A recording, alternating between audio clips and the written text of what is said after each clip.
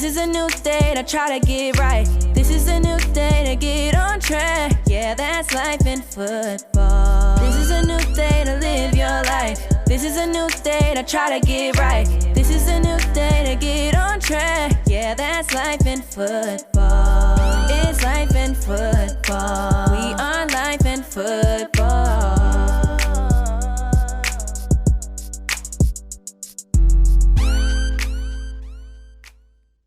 Welcome to the Life in Football podcast, baby. I'm your host, Mike Feet. And this your co-host, Cole and Moore. You know we loving life and enjoying football.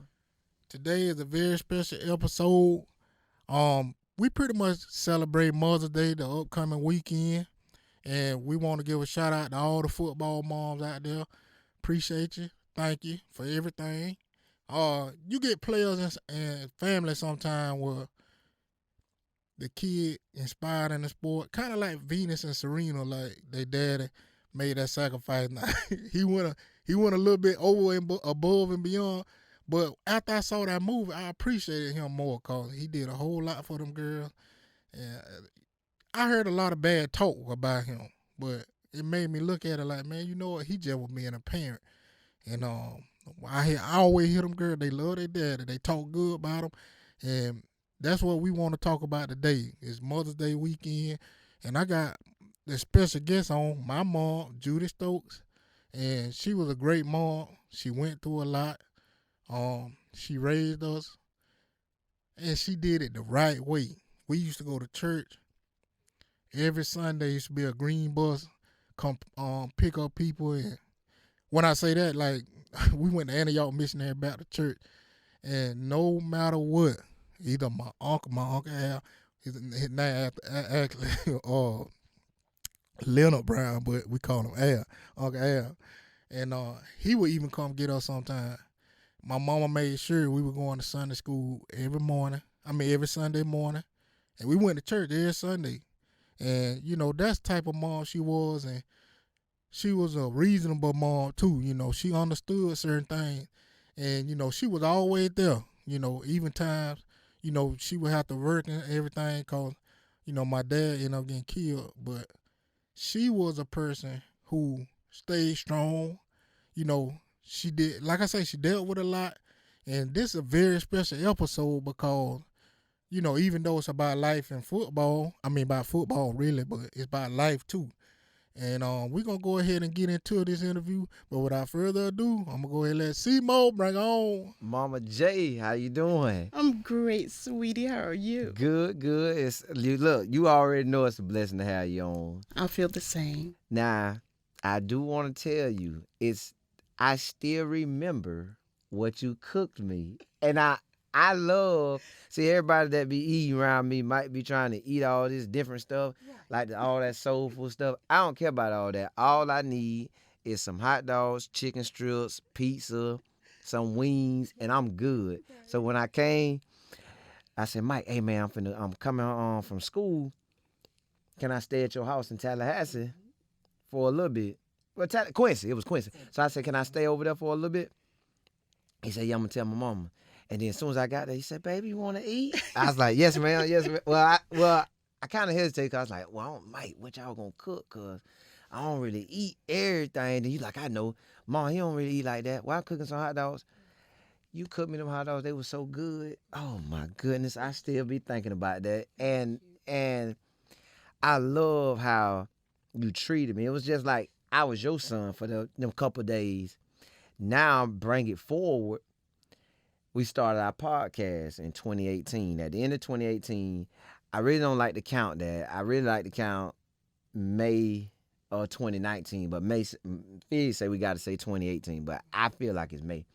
But Mike would tell me, man, you know, my mama called me and tell me about the podcast every day. So I was like, she listened to it again, and then again, and again. So I was like, Mike, tell your mama I love her for that. Like, that meant so much to me just to know that you have somebody right there in your corner dialed into it. You'll call him and you'll tell him how good the episodes was. So I thank you for listening. And what actually made you want to take time to check them out? Because you don't have to. Like, I know that's your baby, but like, Well, I check it out if he get big or something. I don't want to check it out now, but you actually checking it out. Like, what actually made you do it? Because the love I have for the both of you. Mm-hmm. And because I know sometimes we do overlook the small person, the small people, but those people can become the biggest and the best. Yes. And so I always want to be a part of it from the beginning throughout. Right. So I just felt that just watching it, every time I watch one, you all would get better every time. Right.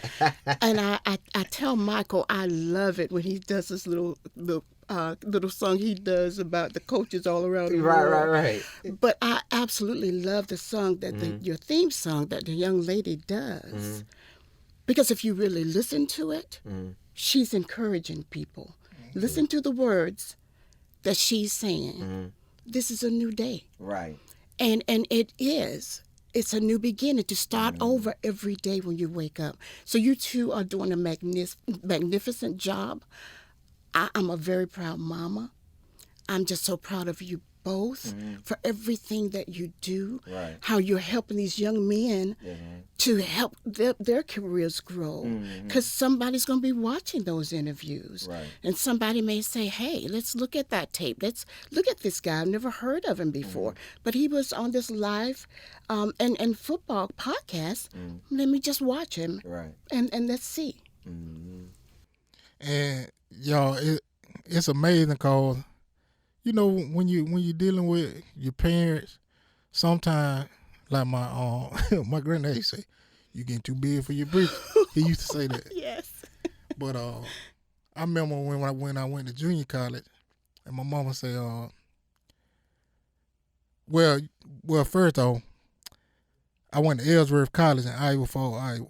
So my mama, her and my Uncle Charlie, I gotta give a shout out to my Uncle Charlie too. He drove us up there. And y'all done heard me talk about this before. It was a long ride, and we talking out. We had fun. And I remember pulling off in the yard. I saw my younger brother, Marcus and Monte. They was out there in the yard. My sister, Symone, she was a baby at that time. And I remember seeing them in the yard, and I would say sad. Man, what I'm doing? And my mama was driving, so we ended up going to my Uncle Charlie's house. He drove us up there, and we had fun the whole time, and we slept at a rest stop for a few hours. And when I finally got to Iowa, it was like, man, I'm finna be here. You know, I ain't saying nothing, but I'm thinking that in my head. He took us to this restaurant, and the meat of water just was nasty. But you know what? I was just being kind of babyish in that moment, cause you like, man, I don't want to be here. And I'm like, man, this water nasty. I don't like this water. It was crazy for me to say, like, this water. But I remember the last day, because I think they stayed about 2 days, and my mama got ready to hug me. She hugged me, and she ran. Well, no, first off, let me get the story right. So we in the room, and we decorating the room, and my mama, she putting all the stuff up. She like, let me. And I was like, Mom, I got it. And she was just being a mama, you know, just trying to help out. And then then my Uncle Charlie, he was like, all right, Judy, time to go. And she gave me a hug, and she took off running down the hallway. And I was like, Mom. And she just kept running. And my uncle Charlie, his real name Charlie Brown, and he gave me a hug. And he was like, all right, Mikey, that's what he called me. He said, all right, Mikey, we'll talk to you later. And when they left out the room, I laid down in the bed, and a tear came out my eye. I was looking up at the ceiling like, man, what am I doing? Why I came up here? And Mom, I want to talk to you about that moment. How was that for you? It was a very sad moment because, I've always, had all my babies, and to know you were so many miles away from me and that I wouldn't be able to see you every day, my heart just, it was just hurting so bad because I knew I couldn't see him every day.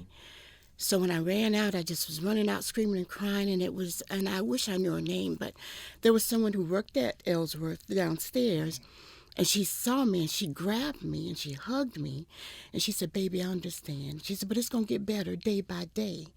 And she said, just let him spread his wings and fly. She said, it's going to be okay. And she said, it's going to hurt you a little while. And so driving back home, I called Michael like every hour. I was calling him. Are you okay? What are you doing? Right. So my brother Charlie said, don't call him anymore. Stop calling him. So he tricked me. He said, honey, let me see. That's a nice phone. Let me see your phone for a minute. I said, sure. Handed him my phone, he got it and put it on the other side. He said, you won't call anymore. So I couldn't call you till I got home, but it was a very trying experience. I got home, your brother's time, they ran out to the car. How Mike? He okay? Where's Mike? You know, like you said, Symone was little, but Marcus and Monte was very worried. It was like, you know, Mom, when are we going to see our brother again? When is he coming home?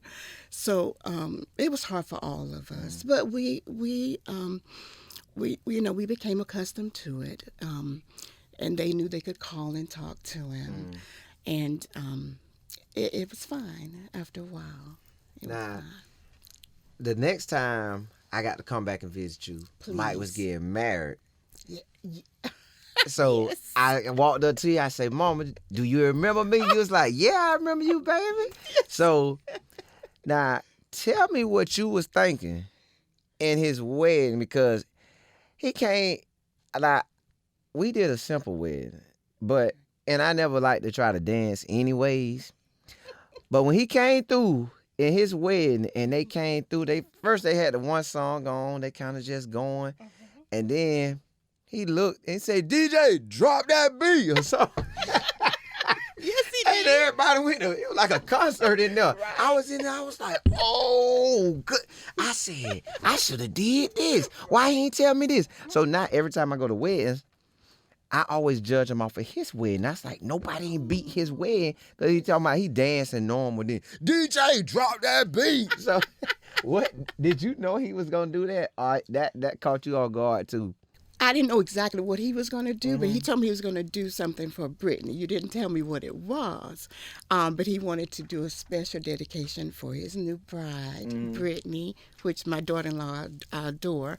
And when he danced, everybody went crazy. Yeah, they did. I knew he could dance, but I didn't know he had it like that. Right. I mean, he was moving with the beat, and the song was just perfect for him. And I can't remember the title of his song, but the song was just perfect, and Brittany's little eyes just lit up. Her eyes just lit up, and I mean, even like my sisters were over. They were like serving the food. They just stopped and started dancing. Yeah. I mean, he had everybody dancing with him. He did an amazing job, and he was just so excited to be married to Brittany, because we all know how much he loves her and adores her. And he was just so excited. And his brothers told me that night they had a little boys' night at the hotel. All of them stayed together, and they were like, Mom, Michael just was jumping around all night, all day. He was just so excited.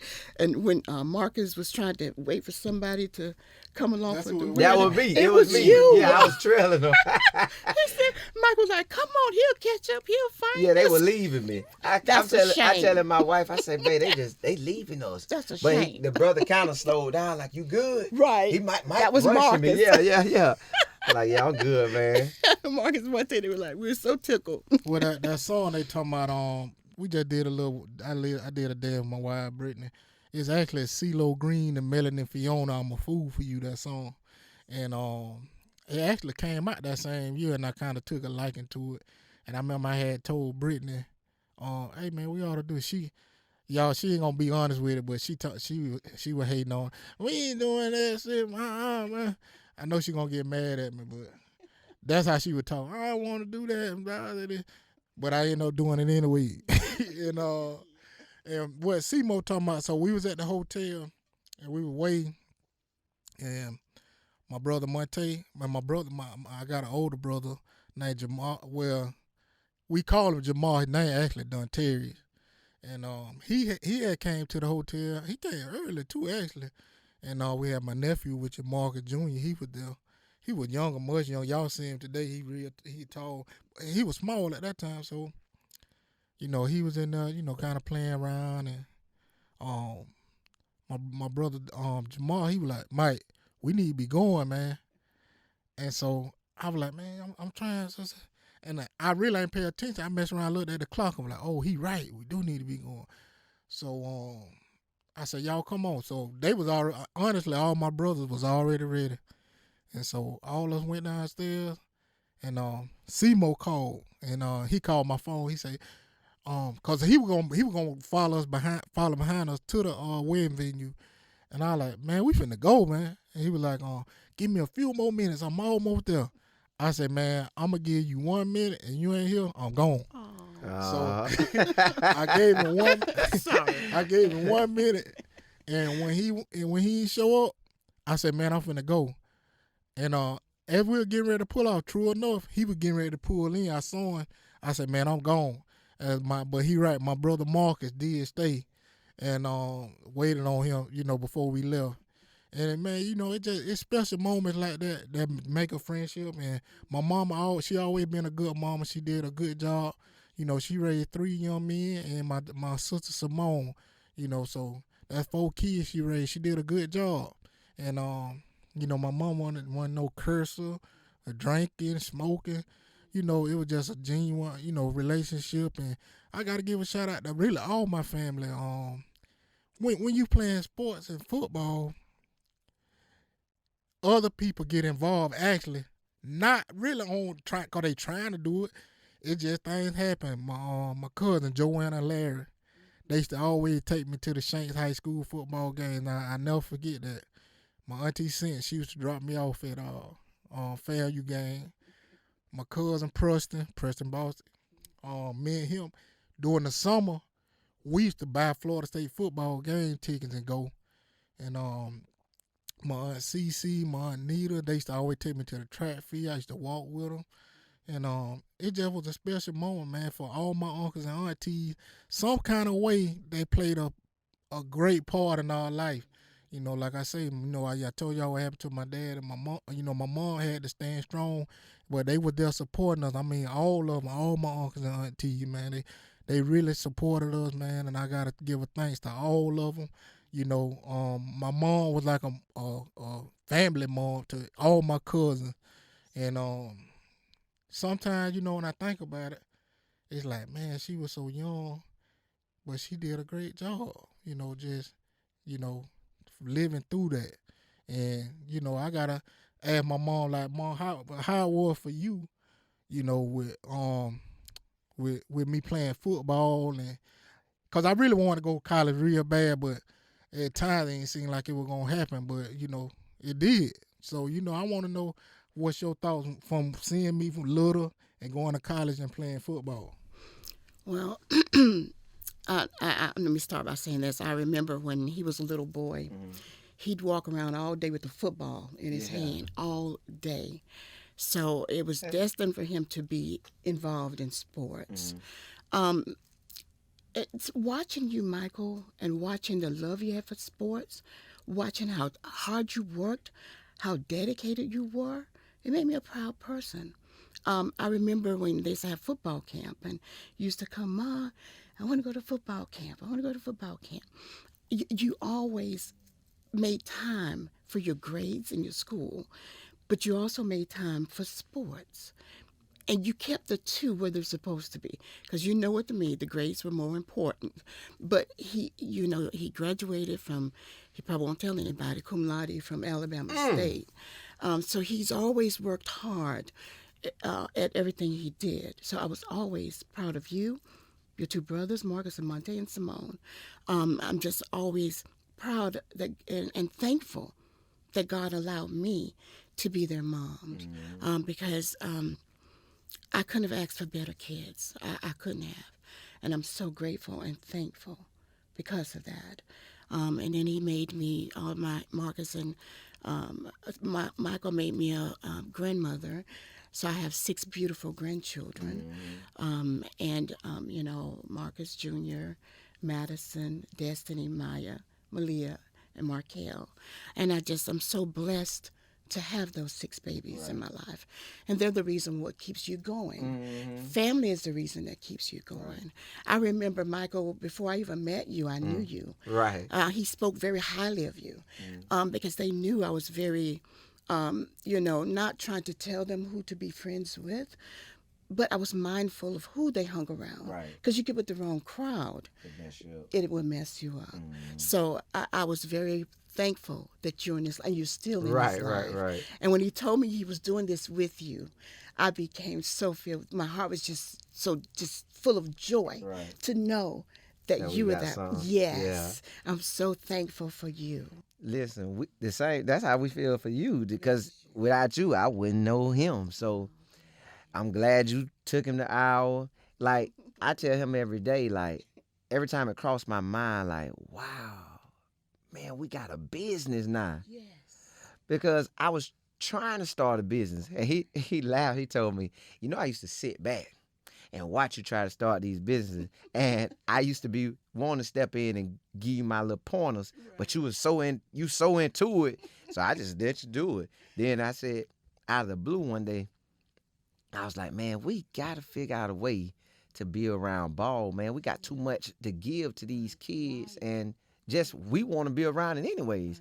So he said, let's start a podcast. And he said that like October 2018, I believe. I was like, let's start a podcast. And then now we here 4 years, basically almost 4 years later, we here because of his thought, his ideal. And I'm like, Lord, thank you for that. Because I told him this week, like, I don't even know what we'll be doing right now if he wouldn't have did that. Because we want to speak, and we have been speaking, but the podcast, we speak through this every week, 52 weeks a year. So, well, it's but a year, but yeah. But yeah. So I'm thankful that he did that. I'm thankful when we met in junior college in 2004, and it's been rolling since then.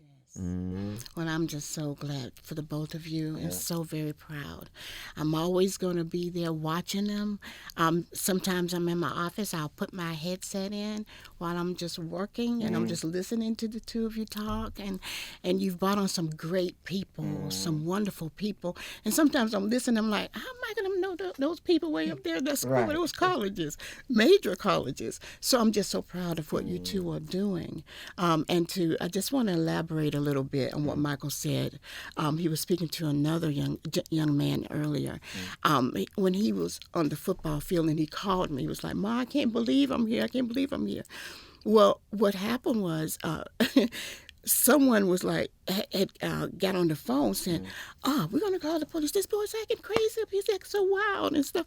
It was Sinbad, the actor Sinbad, playing with Michael, talking to me. And he said, you are so blessed. He said, this is a good young man. He said, you are so blessed. And I couldn't believe, first of all, that I was talking to Sinbad. But, people see the value in him. People see the value in you.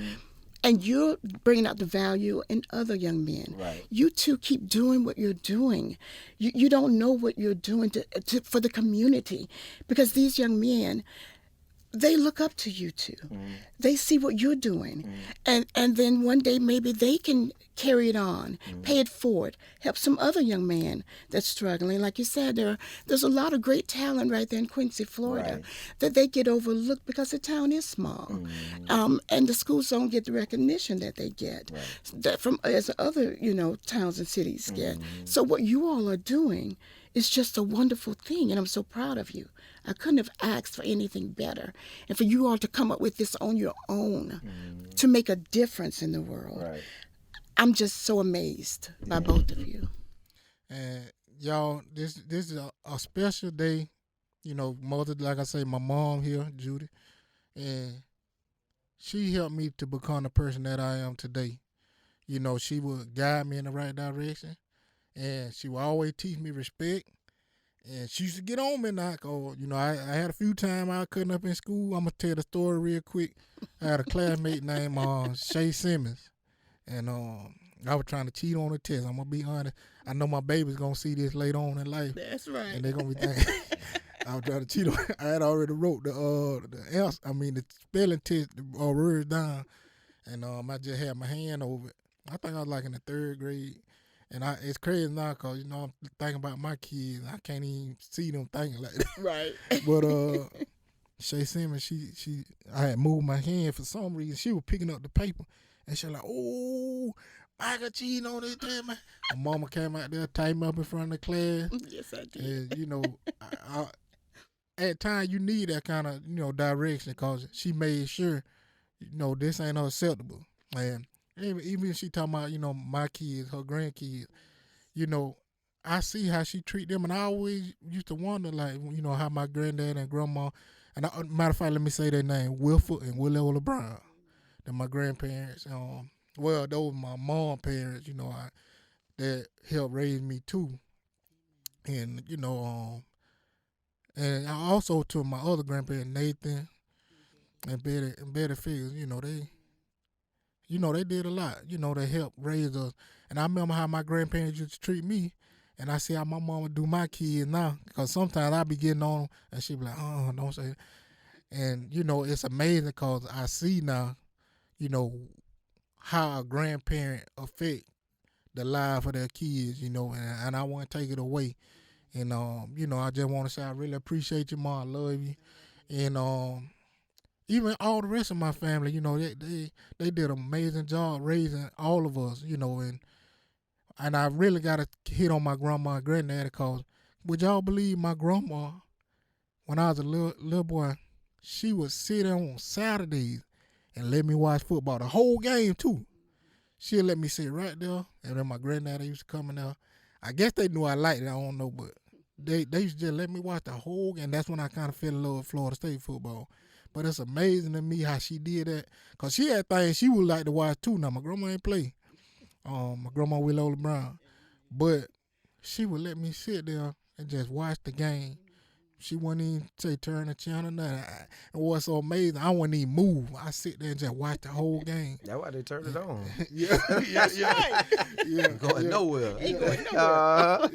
And it's just a special moment, even my granddaddy, I remember I used to see him going to work, and now, because he was working during the evening time, I do similar now, working the evening.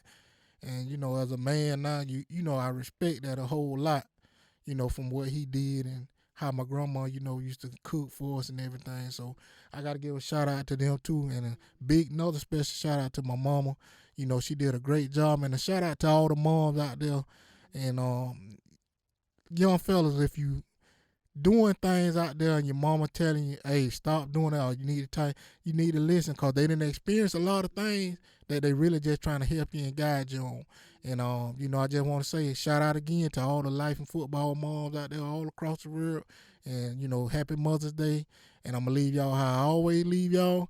Keep your head up and not down, or else you'll fall to the ground. This is Life and Football Podcast. Catch you next time.